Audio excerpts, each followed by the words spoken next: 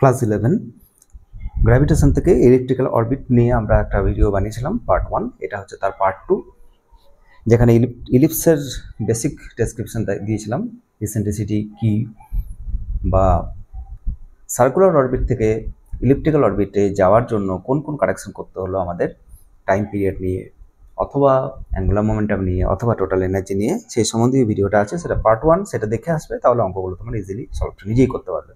তো দেখো, প্রথম প্রবলেম জয়েন্টে আসা প্রশ্ন বলছে, a planet of mass m moves along an ellipse around sun so that maximum and minimum distances from the sun are equal to capital R and small r.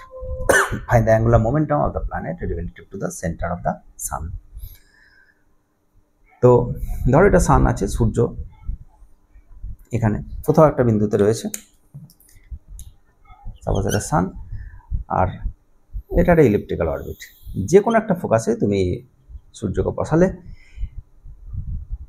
এবং ধরো না এইভাবে ঘুরছে কোনো একটা প্ল্যানেট বলেছে কিন্তু, ঠিক আছে, এনি প্ল্যানেট। তো সাপোজ এখানে একটা প্ল্যানেট আছে এম ভরের, এই যে ডিস্টেন্সটা, এই ডিস্টেন্সটা হচ্ছে আর, স্মলেস্ট ডিস্টেন্স যেটা মিনিমাম ডিস্টেন্স সেটা হচ্ছে আর, আর ক্যাপিটাল আর যেটা সেটা হচ্ছে দূরবর্তী দূরত্বটা, এটা বলেছে আর। তুমি এখানে সান চুজ করে এটাকে ক্যাপিটাল আর এটাকে স্মল আর সেটাও বলতে পারতো, নো প্রবলেম। তো এটা হচ্ছে ক্যাপিটাল এর মাস, এইভাবে এটা ঘুরছে। তোমাকে প্রশ্নটা কি দিয়েছে, বলেছে যে find the angular momentum of the planet relative to the centre of the sun. তাহলে অ্যাঙ্গুলার মোমেন্টাম বের করতে গেলে অ্যাঙ্গুলার মোমেন্টামের ফর্মুলা কি? অ্যাঙ্গুলার মোমেন্টামের যেটা ফর্মুলা সেটা হচ্ছে L equal to R cross P. আরটা কি? অ্যাঙ্গুলার মোমেন্টাম বলতে গেলে তোমাকে প্রথমেই একটা অরিজিন চুজ করে নিতে হবে, কারণ সেই অরিজিন থেকে আরটা হচ্ছে যার অ্যাঙ্গুলার মোমেন্টাম তার পজিশন ভেক্টর। তাহলে যদি সেন্টার হয়, তাহলে এইখানে যদি তুমি কোনো একটা প্ল্যানেট থাকে, তাহলে সেন্টার থেকে এই ডিস্টেন্স পজিশন ভেক্টরটা হচ্ছে আর। ওই জন্য angular momentum about the centre বলতে হয়, অ্যাবাউট দ্য পয়েন্ট বলতে হয়। তো সেই পয়েন্টের রেসপেক্টে আর হচ্ছে তার সেই পার্টিকুলার পজিশন ভেক্টর, আর তার মোমেন্টাম ভরবেগ হচ্ছে এমভি। আর কেবলারের যে সেকেন্ড ল, তাতে তুমি জানো বা একটু আগেই হয়তো দেখে এসছো আমার আগের ভিডিওটাতে পার্ট 1-এ, অথবা নিজেরা বই পড়েও জানতে পেরেছো যে অ্যাঙ্গুলার মোমেন্টের মান হয় কনস্ট্যান্ট। তাহলে এখানে তুমি যে দেখো, ধরো এইভাবে ঘুরছে কোনো প্ল্যানেট, এইভাবে কোনোভাবে ঘুরছে। যদি এখানে যদি বলি ভেলোসিটি সাপোজ v2, আর এখানে যদি বলি ভেলোসিটি v1, একটু আগে আমরা বললাম যে v1 আর v2 এর মধ্যে কোথায় মান বেশি কোথায় কম। এখানে কাছে থাকবে তখন স্পিড খুব হাই, যখন দূরে যাবে তখন স্পিড খুব slow, fast slow to make the angular momentum constant. কারণ যখন কাছে থাকছে তখন আর কম মানে ভি বেশি, তাহলে গুণফল যেন ফিক্সড হয়। এখানে আর বেশি তাহলে ভি কম, গুণফল ফিক্সড হতে হবে, অ্যাঙ্গুলার মোমেন্টাম মানে এবং দিকে ধ্রুবক হতে হবে। তাহলে যদি তুমি অ্যাঙ্গুলার মোমেন্টাম এখানে দেখো, অ্যাঙ্গুলার মোমেন্টাম মান আর প্লাস পি, এবং এখানে এর ভ্যালু হচ্ছে m V R and sine theta. এখানে অ্যাঙ্গুলার মোমেন্টাম কত হবে? এখানে মাস ভেলোসিটি v1 আর এই যে ডিস্টেন্স সেটা হচ্ছে r, আর এর মধ্যে অ্যাঙ্গেল হচ্ছে 90 ডিগ্রি। এই 90 ডিগ্রির জন্য আমরা এই বিন্দুটা বেছে নিয়েছি, এই বিন্দুটা নয়। ইকুয়াল টু, যদি এখানে বলে অ্যাঙ্গুলার মোমেন্টাম কত, তাহলে এখানে হচ্ছে m v2 অ্যান্ড r। তাহলে m ক্যান্সেল করে দাও এখান থেকে, তাহলে একটা সমীকরণ তুমি পেলে v1r ইকুয়াল টু v2r। তাহলে যদি v1 বা v2-র মধ্যে কোনো একটা এক্সপ্রেশনকে যদি আমি বের করে নিতে পারি, তাহলে mvr করলে আমি অ্যাঙ্গুলার মোমেন্টাম পেয়ে যাব। ঠিক আছে, তাহলে এটা 1 নম্বর ইকুয়েশন, যেটা তুমি পাশে লিখে রাখতে পারো যে v1r equal to v2 small r, equation number 1। Next সেটা হচ্ছে এনার্জি কনজারভেশন। যে কোনো ইলেকট্রিক্যাল অরবিটেই তোমাকে এনার্জি অ্যান্ড মোমেন্টাম কনজারভেশন করতে হবে। তো তুমি এনার্জি কনজারভেশন করো।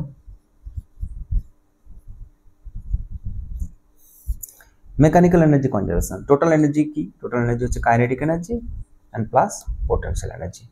Kinetic energy half MV square. তোমাকে এবার দুটো বিন্দু দিয়ে দেয়, গ্র্যাভিটেশনাল ফিল্ড কনজারভেটিভ ফিল্ড হয়, সেই দুটো বিন্দু তোমাকে যদি দেয়, একটা যদি বলে এ বিন্দু, একটা যদি বি বিন্দু, তাহলে আমরা জানি এ বিন্দুতে টোটাল এনার্জি যা হবে, গ্র্যাভিটেশনাল ফিল্ডের বি বিন্দুতে টোটাল এনার্জি তাই হবে। তো এই বিন্দুতে টোটাল এনার্জি তোমাকে যদি বলে, তুমি বলবে কে এ প্লাস ইউএ, আর এখানে যদি তোমাকে বলে তাহলে এটা কে বি প্লাস ইউবি। এবার তুমি যদি রিঅ্যারেঞ্জ করো না, তাহলে এটা কে মাইনাস কে বি আর এইদিকে পাবে ইউবি মাইনাস ইউএ। দরকার নেই, ছেড়ে দাও, দরকার নেই। আর জাস্ট এটা যদি কনজারভেটিভ ফিল্ডের এটা বৈশিষ্ট্য যে টোটাল এনার্জি হচ্ছে ধ্রুবক। তো এক্সপ্রেশন অনুসারে কাইনেটিক এনার্জি যেটা এক্সপ্রেশন সেটা হচ্ছে half mv square, potential energy যেটা এক্সপ্রেশন সেটা হচ্ছে মাইনাস gmm/r। সেই দুটো এক্সপ্রেশন তুমি এই দুটো বিন্দুতে জুড়ে দাও। তাহলে প্রথমে যদি এখানে বলো টোটাল এনার্জি কত হবে, যদি এইটা দেখো এখানে, তাহলে এখানে হচ্ছে হাফ mv1 স্কোয়ার, এটা হচ্ছে কাইনেটিক এনার্জি। পোটেনশিয়াল এনার্জি হচ্ছে minus gmm/r with negative sign, এটা হলো টোটাল এনার্জি। এখানে কত, half mv2 square and minus gmm/r। ঠিক আছে, টোটাল এনার্জি আমরা কনজারভেশন করেছি। তুমি এখান থেকে স্মল এমটা কেটে দিতে পারো, এখান থেকে স্মল এম ক্যান্সেল করো, জিএম কে কমন আউট করতে পারো, এখানে জিএম আছে এখানে জিএম আছে, তো কমন আউট করলে রিঅ্যারেঞ্জ করবে এখানে। দেখো এরপর আমি আর কিছু করবো না, আমার করলে এখানে সময় নষ্ট হবে ফালতু। ভি2 মানটা এখান থেকে বসিয়ে দেবে, এখান থেকে ভি2 মান যেটা সেটা হচ্ছে v1r/r, এটাই এক্সপ্রেশনে বসাবে, রিঅ্যারেঞ্জ করবে, দুটো তিনটে স্টেপ হবে, খুব বেশি লেন্থি স্টেপ হবে না। আলটিমেটলি তুমি পাবে v1 = √2gmr/r × r+r, এটা হচ্ছে ভেলোসিটি। তাহলে v1 তুমি পেলে, তাহলে অ্যাঙ্গুলার মোমেন্টাম পেয়ে যাবে। দেখো v1 এর মধ্যে সব গিভেন ডেটা রয়েছে, 2gmr সব দেওয়া আছে, ক্যাপিটাল আর সেটাও তোমাকে প্রশ্ন দেওয়া আছে। সুতরাং কিন্তু v1 এর জায়গায় তুমি যদি v2 বসিয়ে দাও, দিয়ে mvr করে দাও, তাহলে নিশ্চয়ই অ্যান্সার হবে না, সেটা গিভেন ডেটা দিয়ে অ্যান্সার হতে হবে। So what is the angular momentum? mv1 and capital r. তো এটার সাথে একটা m গুণ করে দাও, আর তোমার v1 তো তুমি একটু আগে বের করেছো, অ্যাঙ্গুলার মোমেন্টাম ভ্যালু যেটা mvr বের করে দাও, বসিয়ে দাও, তাহলে মিলে যাবে। ঠিক আছে, তো চলো সেকেন্ড প্রবলেম।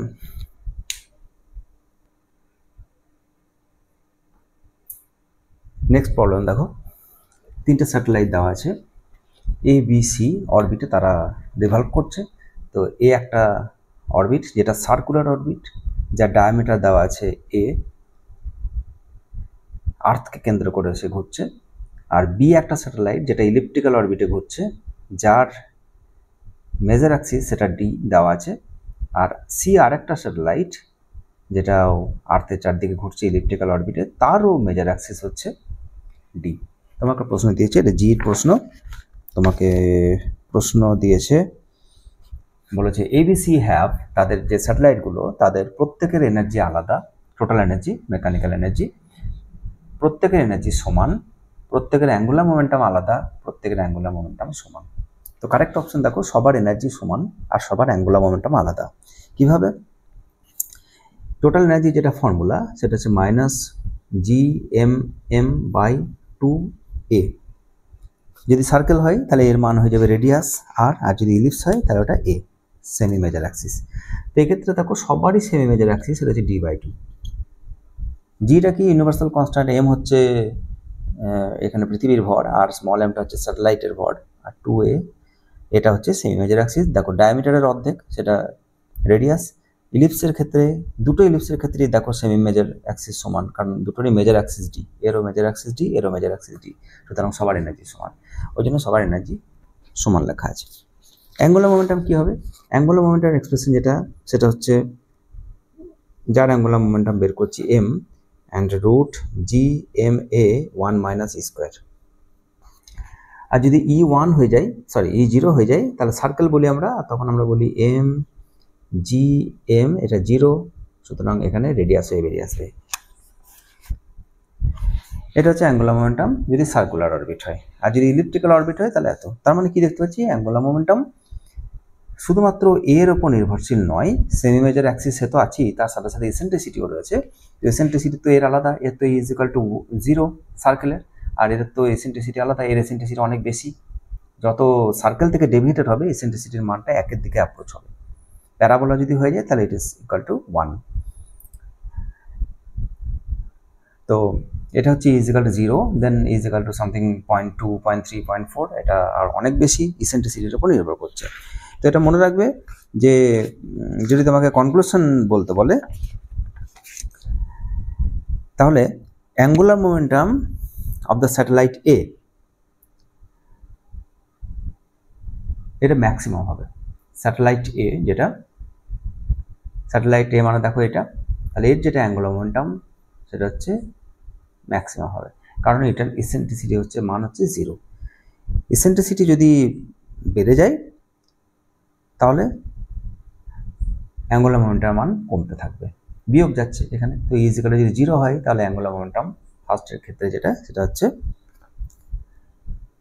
আমাদের ম্যাক্সিমাম, আর সি যেটা সেটা মিনিমাম। এটা A and angular momentum minimum for C, কারণ এর ইসেন্ট্রিসিটি সব থেকে বেশি। So eccentricity increases, angular momentum decreases, এটা মনে রাখবে। আর ইসেন্ট্রিসিটি বাড়ে কখন? যদি ইলিপ্টিক্যাল শেপটা আস্তে আস্তে ফ্ল্যাটেন হতে থাকে, আস্তে আস্তে সার্কেল থেকে যদি সেটা ডেভিয়েটেড হয়ে যায়। বেশ, নেক্সট প্রবলেম দেখো, এটাও একটা ওই 2000 কত সালে, এটা দেখি,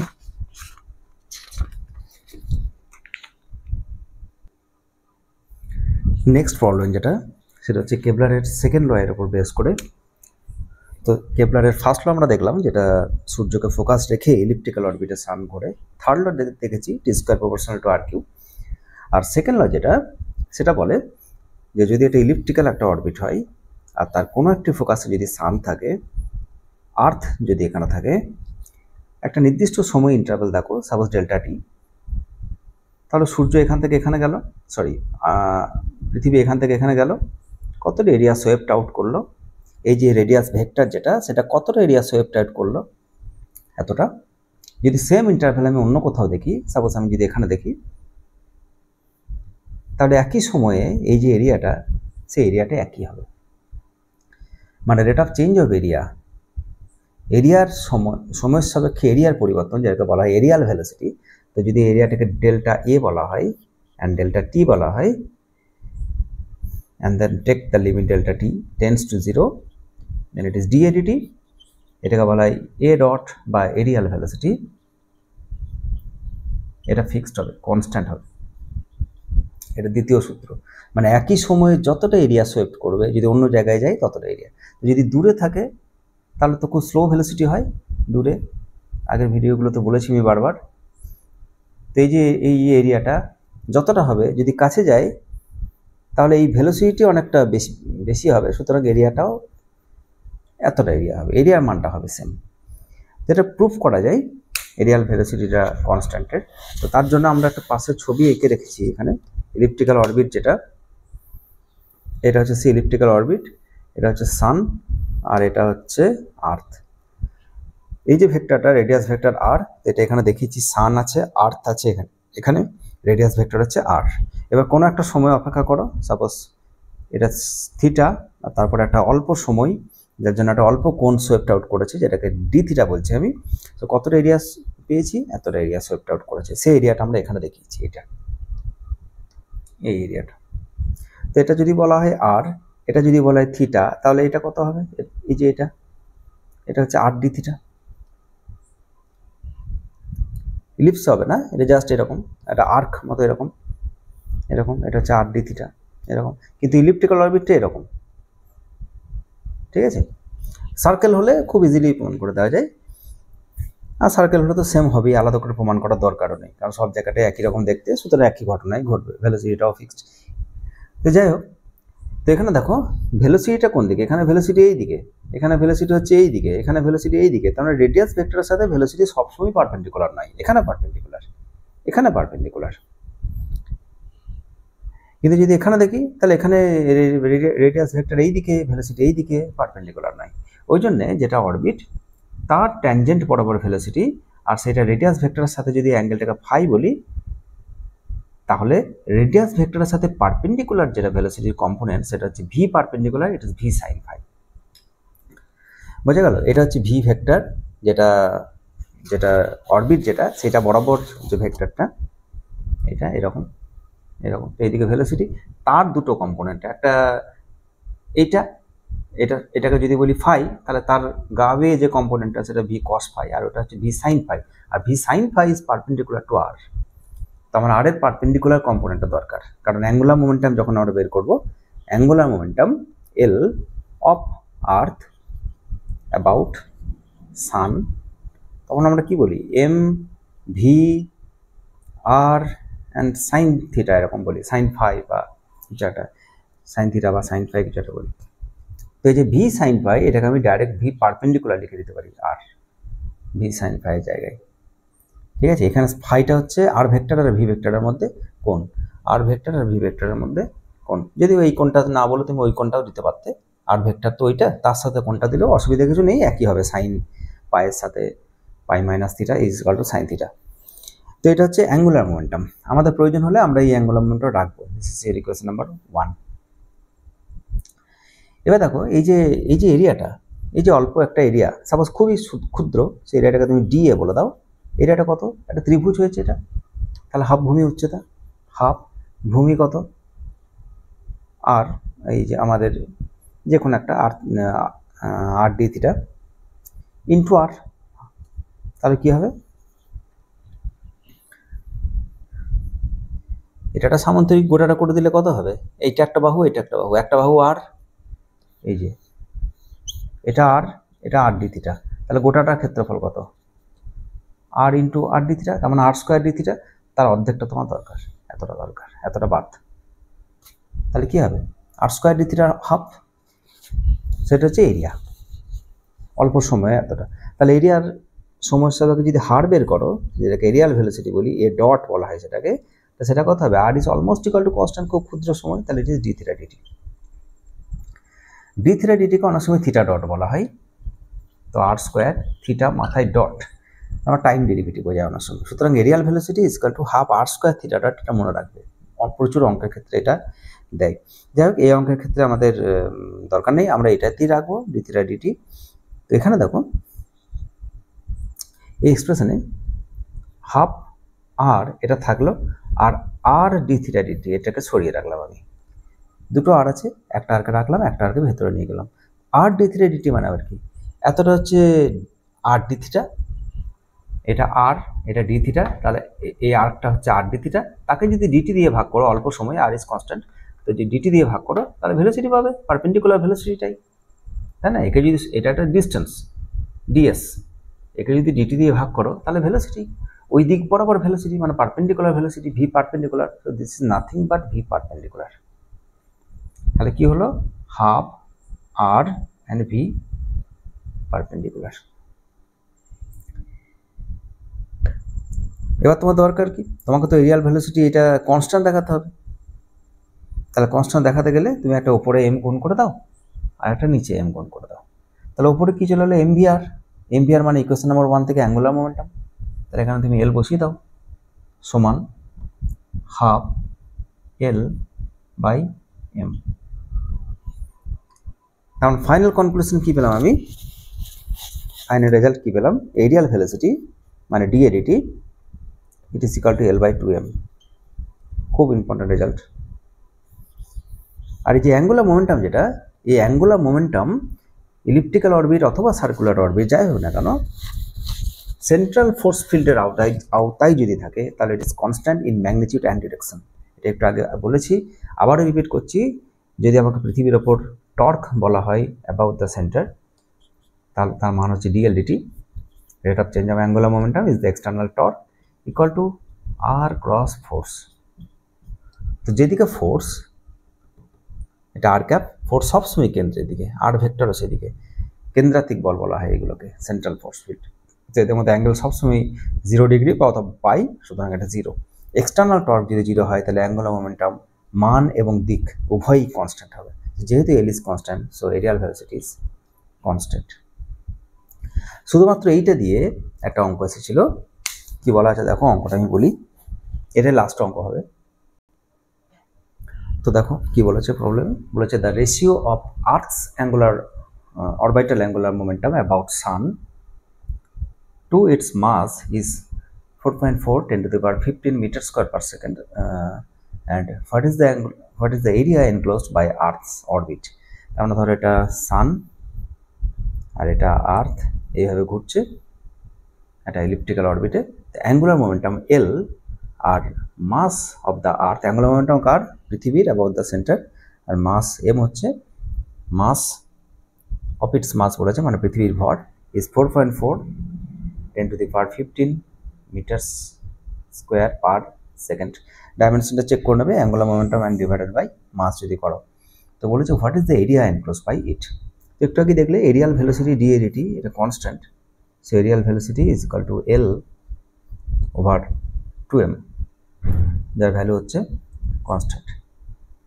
তাহলে টোটাল এরিয়া কত হবে? ডিএ সমান কত? অর্থাৎ D A equal to L by 2m D T, integration করে দাও, তাহলে টোটাল এরিয়া পেয়ে যাবে। ইন্টিগ্রেশন করো, L constant 2m constant, so integration করে দাও। পুরোটা ঘুরতে টাইম লাগে টি, পর্যায়কাল পুরো 365 দিন। তাহলে ক্যালকুলেশন করো, it is equal to L by 2m and ইন্টিগ্রেশনের লিমিট হচ্ছে 0 to capital t. Integration d t মানে টি, তার upper limit t, lower limit 0। তাহলে টোটাল এরিয়া কত হলো? L by 2m into t. L by m এর মান তোমাকে দিয়েছে 4.4 10 to the power 15, তাকে 2 দিয়ে ভাগ করে দাও। আর টাইম পিরিয়ড যেটা সেটা হচ্ছে 365 দিন, এটাকে সেকেন্ড করে নাও। 365 দিন 24 ঘন্টা 60 ইন্টু 60 মানে 3600, তাহলে এত এরিয়া বের করছো, তাহলে মিটার স্কোয়ার হবে। তো ক্যালকুলেশন করবে, একটু অ্যাপ্রক্সিমেশন ইউজ করবে। So it is equal to almost equal to 7 into 10 to the power 22 metre square, এটা অ্যান্সার। ঠিক আছে, তো এইরকম অঙ্ক দেবে, এগুলো যে খুব কঠিন অঙ্ক তা না, মেন ফর্মুলাগুলো জানা থাকলেই সমস্ত অঙ্ক পারা যাবে। ঠিক আছে, আজকের মতো থাক। এর থেকে আরেকটু ডিফিকাল্ট লেভেলের অঙ্ক করাবো। এগুলো সাধারণত জি মেনে আসে, অ্যাডভান্সে আসার প্রবলেম নয়, এগুলো জি মেনে আসার প্রবলেম। অ্যাডভান্সের প্রবলেমগুলো আরও ডিফিকাল্ট হয়, যেগুলো আমি বললাম বাইনারি সিস্টেম অথবা ব্ল্যাক হোল জাতীয় কিছু প্রবলেম, অথবা একটা ইলিপ্টিক্যাল অরবিট থেকে আরেকটা ইলিপ্টিক্যাল অরবিটে জাম্পিং, অথবা প্রজেক্টাইলের বেশ কিছু প্রবলেম, এসকেপ ভেলোসিটির কিছু প্রবলেম, এগুলো যে অ্যাডভান্সের বেশ কিছু প্রবলেম দেয় এখান থেকে, সেগুলো অন্য কোনো একটা লেকচারে বলবো। আপাতত এইটুকুই থাক।